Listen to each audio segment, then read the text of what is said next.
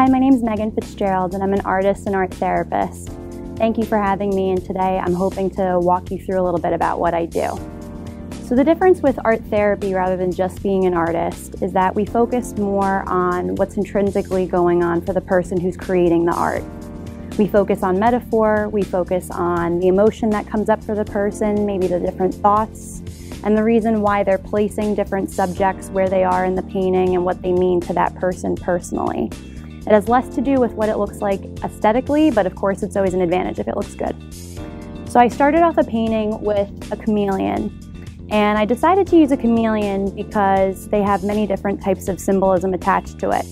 Most people really associate a chameleon with something that can blend into their surroundings for protection, but they're also known for being very mindful and present because they're able to sit for so long and be so patient when they're waiting to make their next move.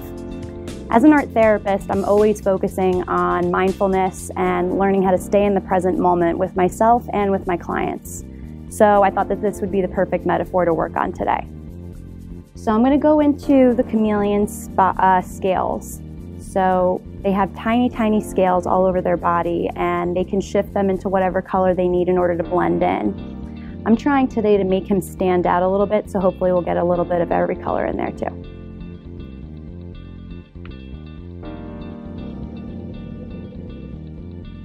So what this technique artistically is called is stippling, where you are putting tiny, tiny dots very closely next to each other. And what happens here is that when you stand up close to a painting like this, it looks like exactly what I'm doing, just placing a million dots next to each other. But the cool thing is when you step away from it, from an outside perspective, all the colors kind of tend to blend together and they create the blending rather than blending the paint itself when you're applying it to the canvas.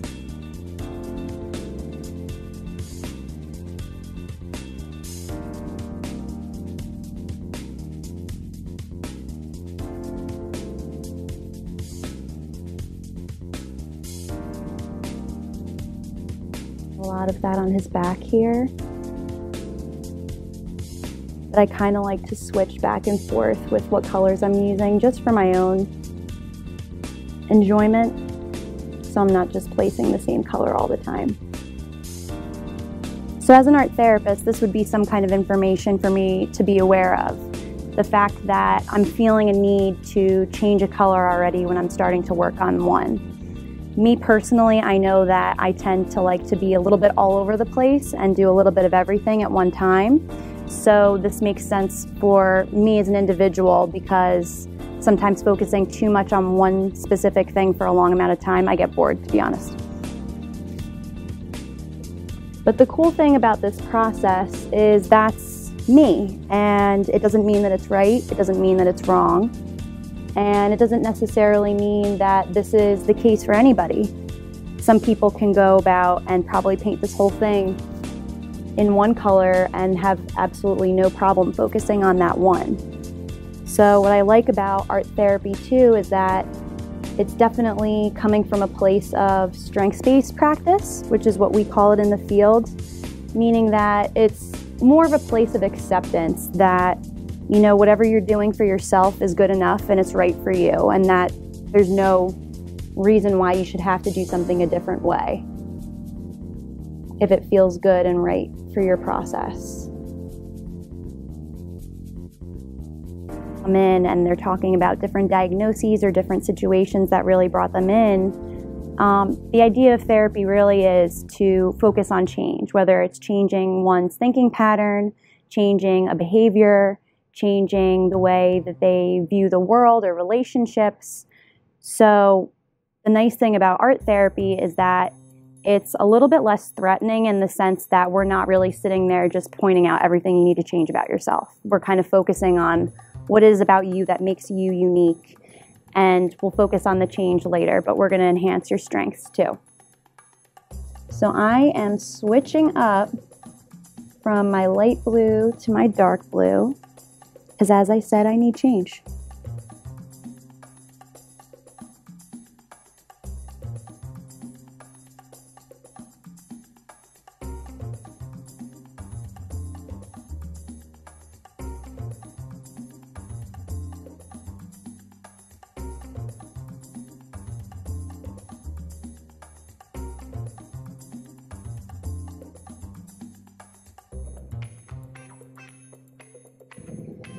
speaking of being mindful and getting into the moment, the opposite can be true as well. In therapy and in mindfulness and yoga or anything that really has to, focus on quieting the mind and just being, the goal is to get into what we call flow state.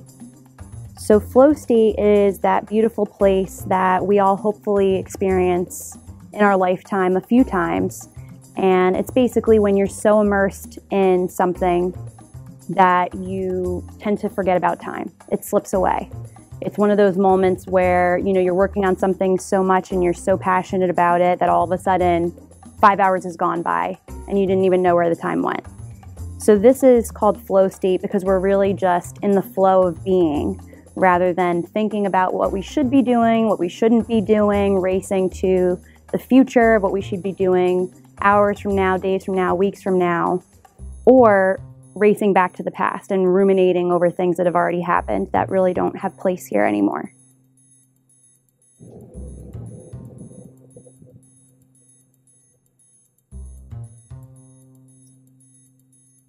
So that's what I'm always seeking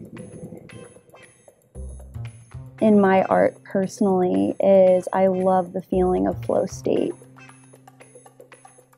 And as someone who needs to change around a lot, when I can get there, it's beautiful because I feel still and present. Where sometimes that can be harder for me, or any of us really.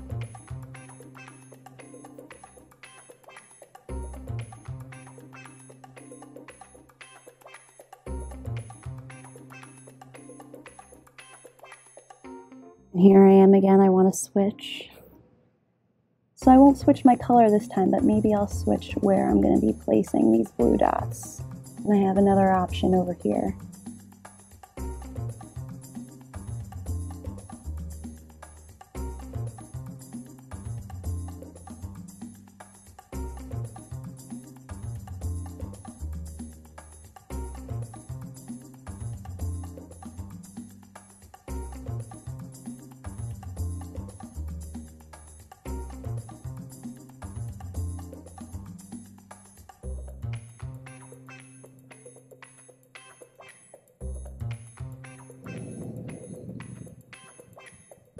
And I'll come back up again because I need change again.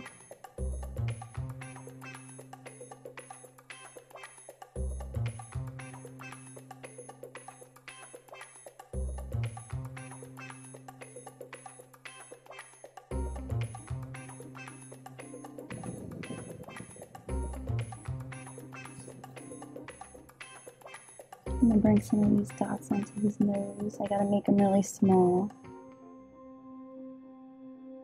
since we're in a smaller area of his body. This is where the fine art skills then come in, is because I am still an artist as well as an art therapist, I'm still trying to be mindful of how this looks aesthetically, at least a little bit.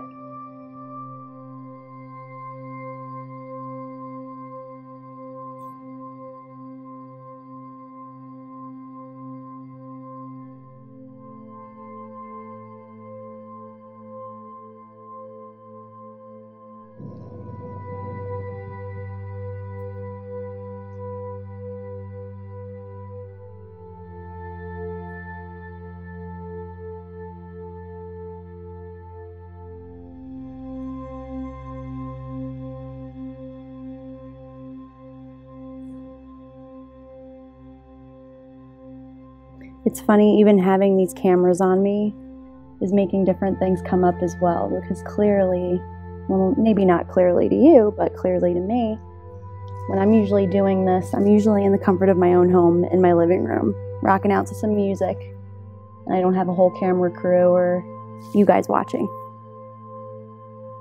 So I find myself bouncing all over the place in my mind with, am I doing this right? Am I saying enough? What is this? How are people going to view this? And this is all beautiful territory for art therapy, because this is information now about me that I can just learn about with myself. That I'm having these thoughts, and I don't necessarily need to judge them. I can just say, oh, that's interesting. I'm feeling uncomfortable because I have an audience and I'm not used to it. But I will say I'm getting the hang of it a little bit more.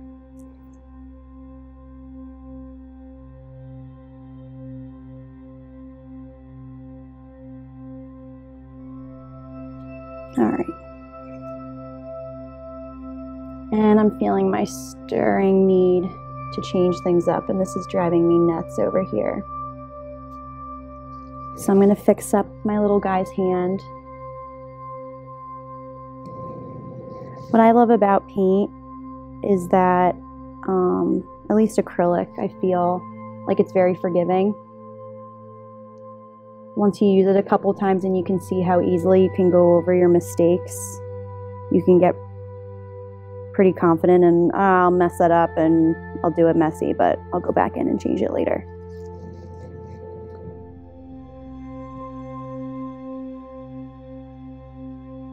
And that's kind of like life in ways too. You know, we tend to not give ourselves that grace all the time of, you know, when we become an adult, you know, if we don't do something right the first time, it's all right, well then I shouldn't do this anymore.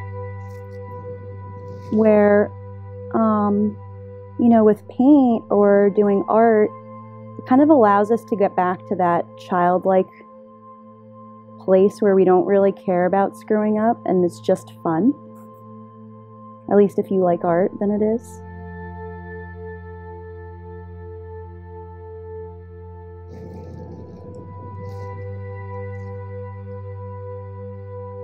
So as you can see, I'm just going in here and touching him up a little bit around his arm where it kind of got messy.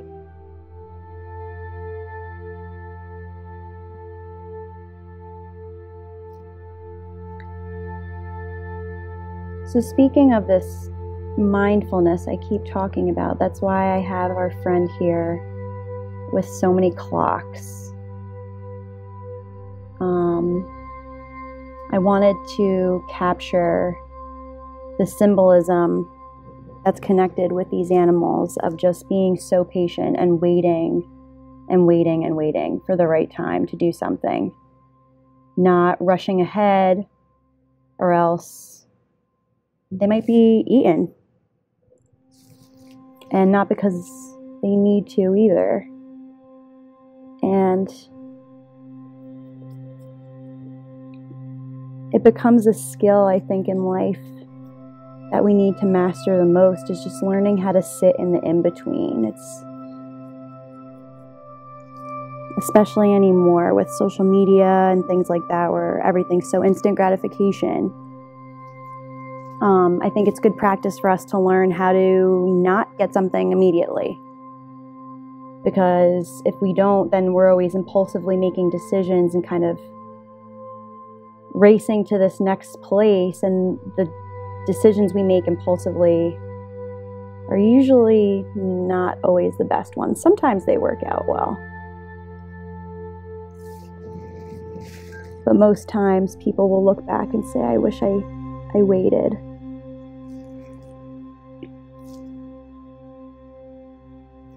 So this is why our friend here has all these clocks.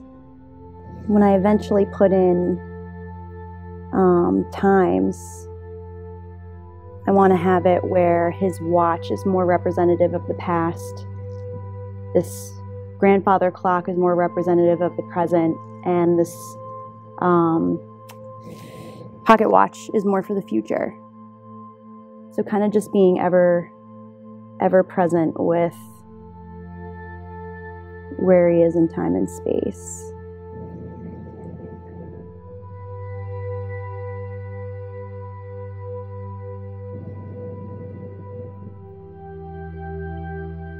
I gotta step back and see how this is coming. Okay. So now I'm kind of just cleaning up some of the edges with this blue, because I'm seeing some of the white of the canvas peek through.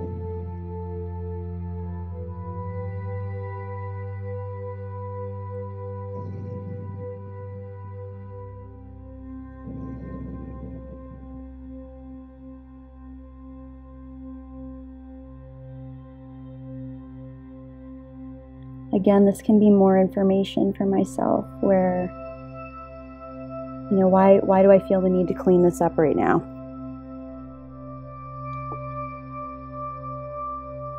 Is it because I want it?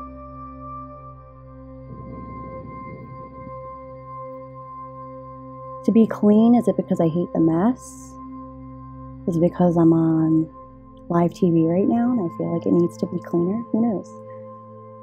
But this is kind of just places where I can start asking myself these questions and getting to know myself a little bit deeper. Where else in my life do I feel like I need to clean up all the time? Does everything need to look tidy, and why and when?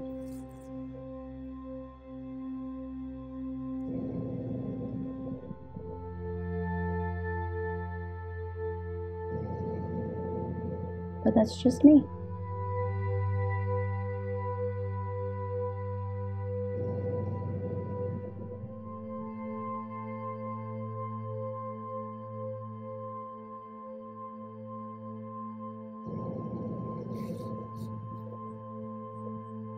And this all looks probably super glossy on film right now, but once it dries, it'll kind of start to blend in a little bit more. So I'm all blued out for now. I'll be back.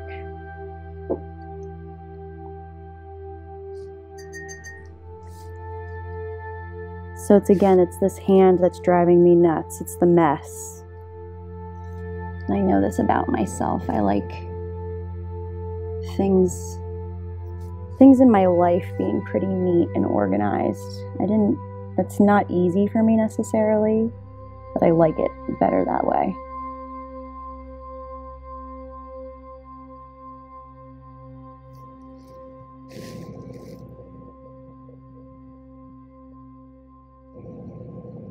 And again, this could be completely different for someone else's process where none of that could faze them at all.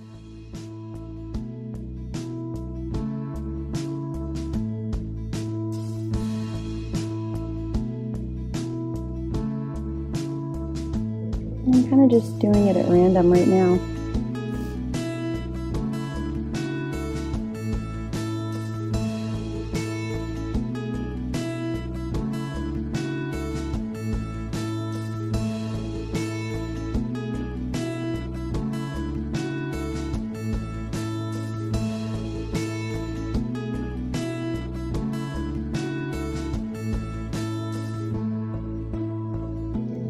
Add a little pink into the mix.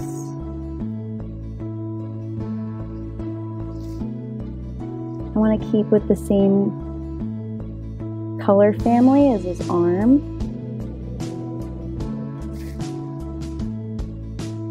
So the pinks and the reds and the oranges kind of all blend and feed into each other. And that's why I put the back colors of red and orange there, so when I do stipple on top, everything will kind of blend together a little bit more easily.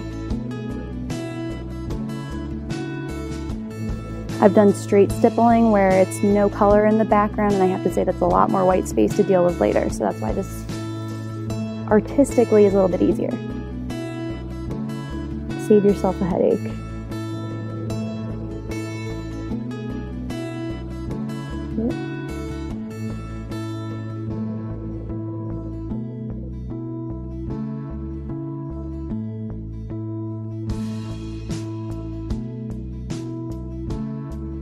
A little too much paint in this one area, so I'm going to steal from it, kind of just move it around.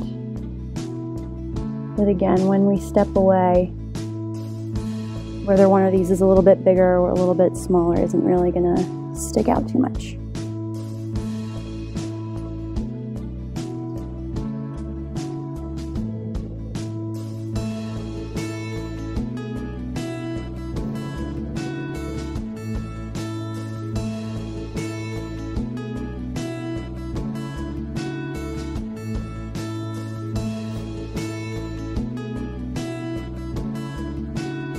I'm skipping around again. I want to use red now.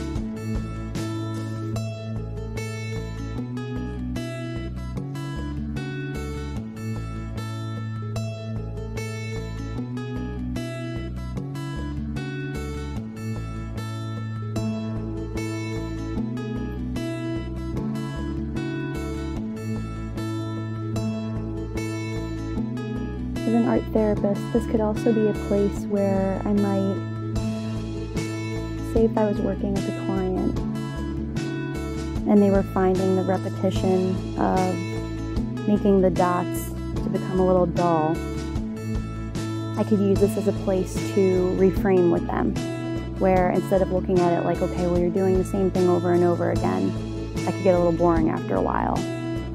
I could help them reframe their thought to, isn't it nice that I can kind of just do something mindlessly and not really think about it?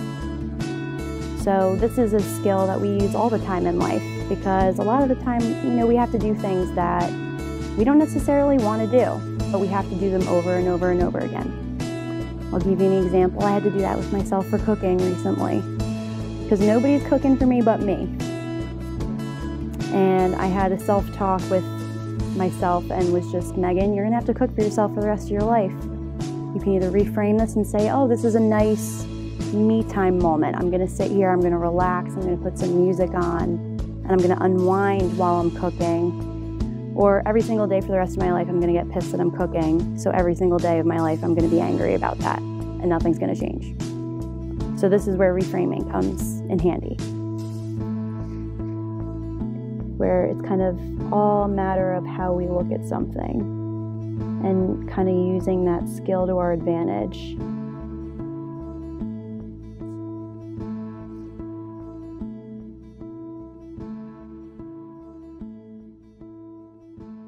Kind of gives voice to that fake it till you make it. And after a while, then it becomes a new way of how you think about something when you can't change it.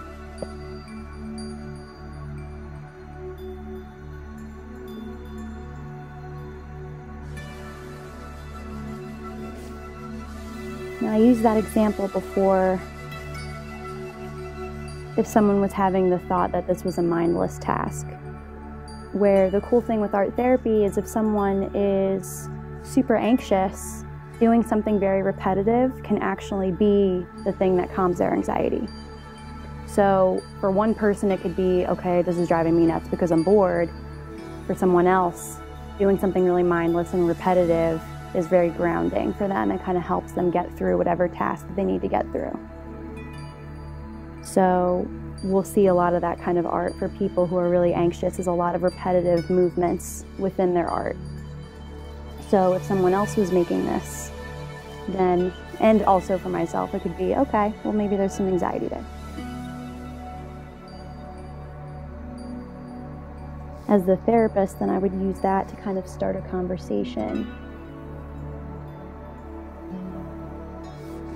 How does it feel when you keep doing the same motion over and over and over again?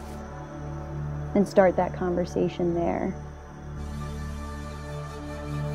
That's kind of the beauty of art therapy as well, because it becomes about the art rather than the person.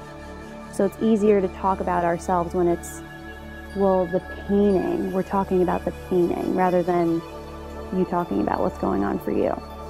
So it's a little bit more helpful when someone's feeling vulnerable, or if therapy isn't their thing and they're like, I don't want to talk to some stranger, where you're kind of focusing on a task or a project and what someone's working on within the room.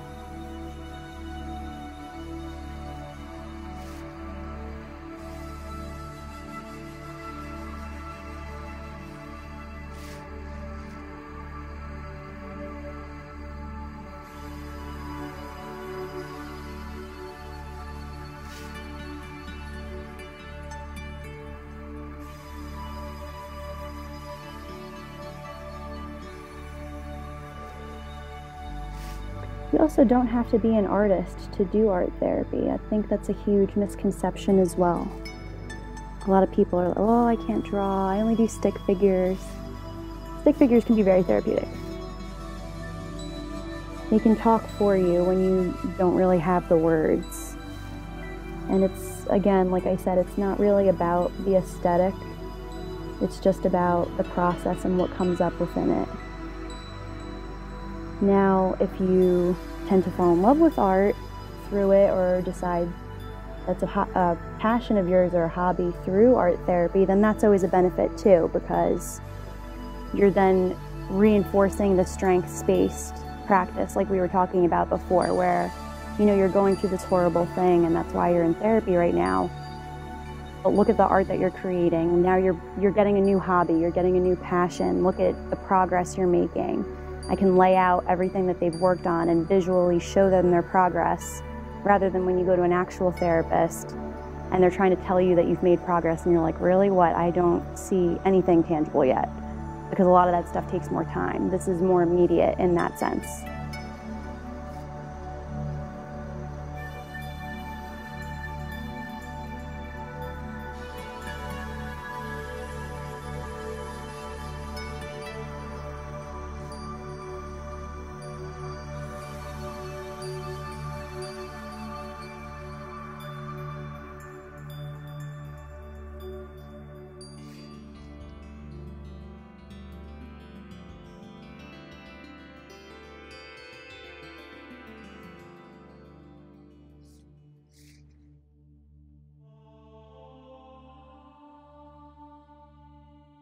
Okay. So I'm feeling a need to change up what I'm working on. And I think I'm going to take that cue for myself. There's plenty more of this canvas we can play with right now. So I'm going to find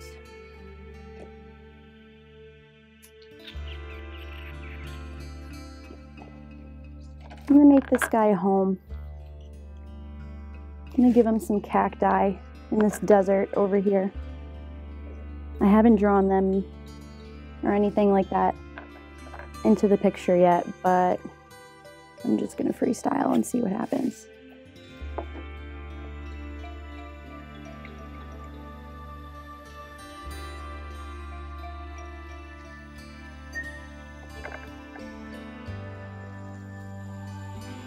So, if you're new to painting, I would not really advise doing this without sketching something out first, but I'm just gonna go for it. Alright. So I'm gonna give him a big cactus over here. I'm just gonna go really lightly with my paintbrush. And kind of like I said before, this is a forgiving medium where I know I can go right over this with the paint I already have. So that's comforting when I'm taking a risk right now.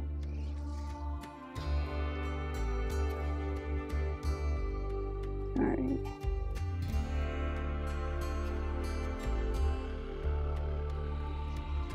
I'm kind of just gonna sketch it on here.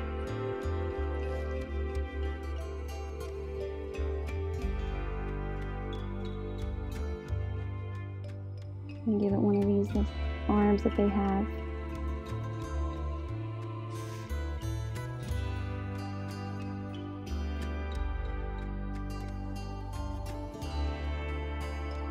So again, if I were to look at this as an art therapist, I would find it interesting that now, however long we are into this taping, that now I'm creating a home for our chameleon here.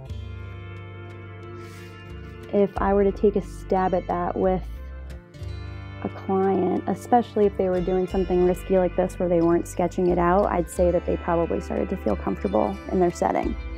Where before, doing the stippling motion is kind of a grounding type of technique where you're doing something really repetitive, it's kind of thoughtless. But now that we're creating a home and an environment, psychologically it could be, okay, I'm getting my grounding. I'm feeling a little bit safer. I want to make this with my environment now. I'm comfortable to do that.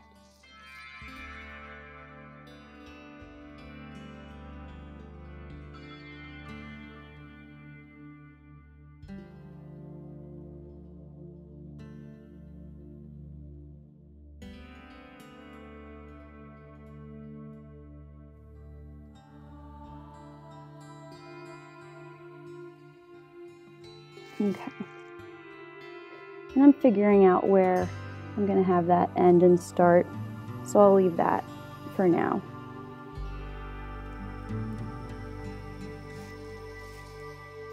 So to usually go over two colors with another color, you would have to do a lot of layers of paint in order for it to completely cover the blue and the yellow that I've already established on the canvas. So artistically, a trick that you can use is you apply white first, and then you quickly apply on whatever color you want to add, and the canvas will absorb it. Because it kind of whites out what I've already done here.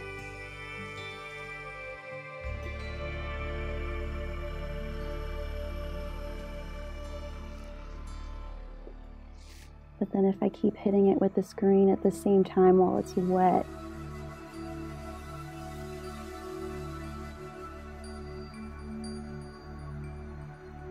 it allows it to come right onto the canvas.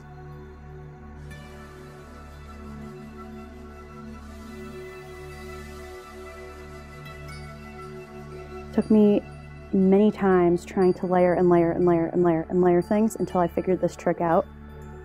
So I want to save you the time.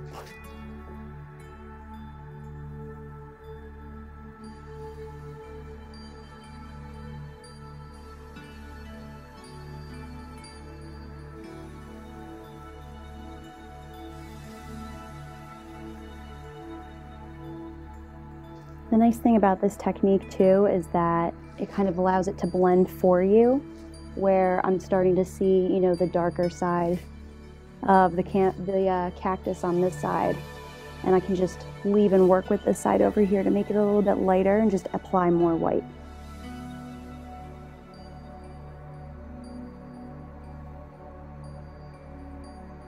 I was hesitant to place my roots with this cactus, and now I'm more comfortable to do it. What does that mean?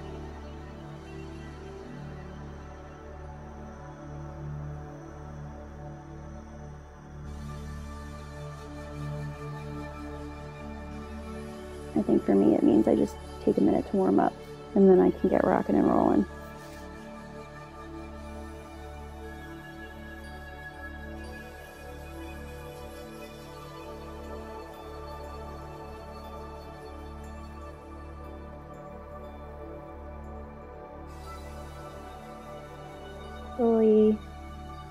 Chameleons are not found in the desert that often. They're usually in more like tropical kind of environments because they have more to blend in with. But this is now me being the artist, the one who gets to decide to tell the story that I want to tell. And kind of going back into this metaphor that I'm talking about. When I looked up cacti and what they represent symbolically, they have a lot to do with using your own resources that you have within yourself. If you think about it, a cactus has to really rely on itself. It has water inside of itself in order to survive the desert. So it kind of takes on this metaphor of everything that we need is already within us. We don't need to look externally for things, and I think we tend to be taught that. Oh, if I need love, I need to look externally for it rather than I can give myself love, right? Or, oh, I need shelter, or I need peace, or I need a job, whatever have you. I can look within myself to gain my own resources, to be able to get that and give it to myself. So this kind of plays into this overall metaphor of mindfulness, because a lot in life we tend to look externally to meet these needs. And then we walk through and we wonder, why am I depressed? Why am I sad? Why am I lonely? And And granted, there's a lot of other things that can contribute to that. But what we learn first through mindfulness is that anything that we're seeking outside of ourselves, we can give ourselves. The only one who really knows us is us. The only one who can really meet our needs is us, because we're the only one who really knows exactly what those things are.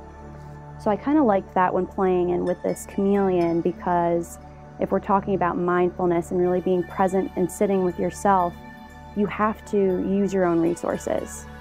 So that's why this guy's a little bit out of his actual home environment, but it's creating the overall metaphor that I want to have with this image.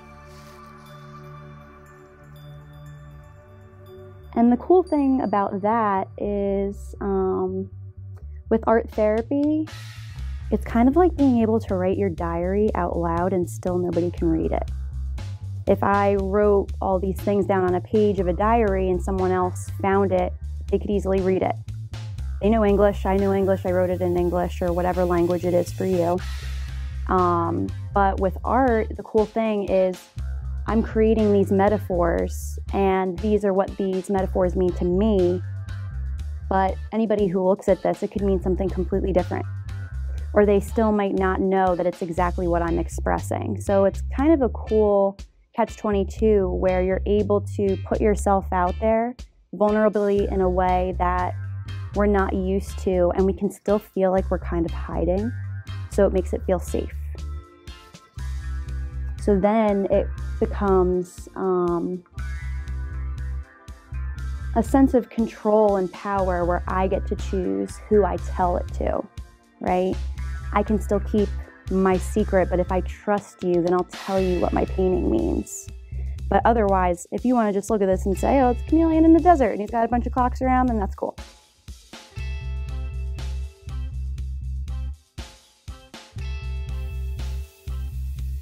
And we're not really, used to that in therapy. A lot of that is feeling like we need to hide. It's kind of the reason why we end up there for whatever reason, So I think it's beautiful that this is something that really allows us to live out loud, but still comfortably. All right. I almost made a rookie move and went right to green, but I gotta go white first. So I'm gonna cover this whole thing up, and I'll go back in and play with the trunk of this cactus, but I don't want to right now.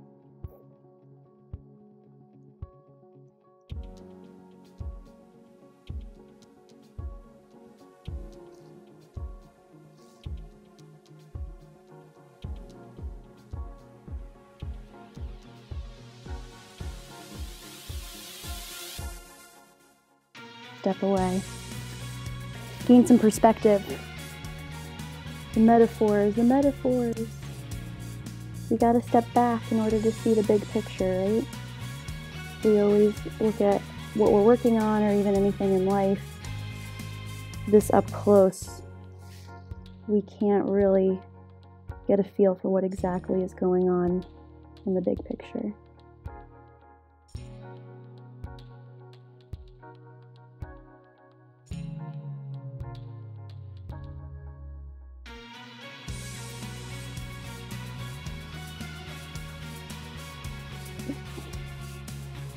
I'm going to take a little bit of my blue, actually, to create a deeper shadow in here.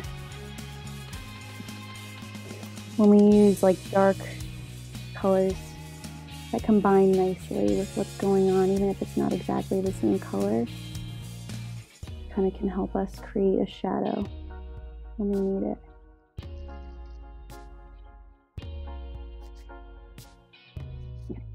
I'll go back in and keep retouching it as I need. But I need more white.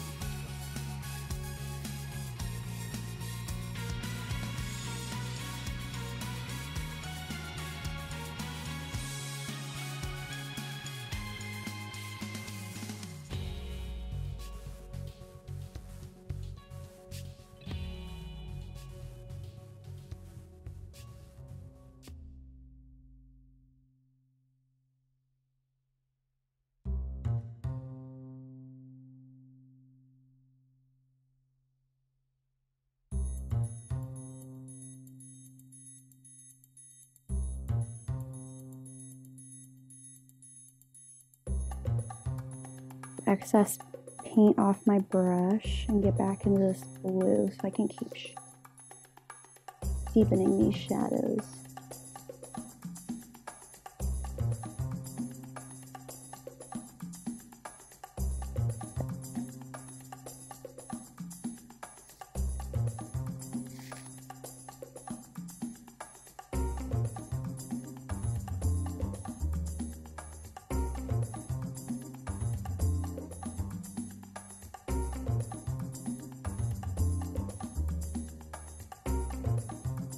Right.